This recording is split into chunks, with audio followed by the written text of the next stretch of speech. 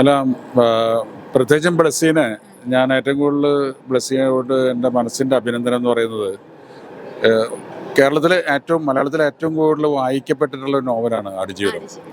അത് വായിച്ച് ഞാനും ആ സമയത്ത് വായിച്ചിട്ടുണ്ട്. അതിലൊരു വിഷ്വൽ ഭയങ്കരമായ ഫീലിംഗ് ഉണ്ടെങ്കിലും ഒരു സിനിമയാക്കാനുള്ള ധൈര്യം ഉണ്ടാവുക എന്നുണ്ടല്ലോ, അതിന് ബ്ലസ്സി മുതിർന്നു എന്നുള്ളതാണ് ഏറ്റവും വലിയ സന്തോഷം. അത് ആ ക്യാരക്ടർ ആവാനായിട്ട് പൃഥ്വിരാജ് ചെയ്തിട്ടുള്ള എഫേർട്ടും പിന്നെ ഇതിൻ്റെ ടോട്ടൽ ടീമും ടോട്ടൽ ക്രൂവും ഒക്കെ നമ്മൾ മോഹിപ്പിക്കുന്നതാണ്. അതായത് എനിക്ക് തോന്നുന്നു മലയാള സിനിമ മൊത്തത്തിൽ ദേശീയ തലത്തിലും അന്തർദേശീയ തലത്തിലും ശ്രദ്ധിക്കപ്പെട്ടുകൊണ്ടിരിക്കുന്ന കാലമാണ്.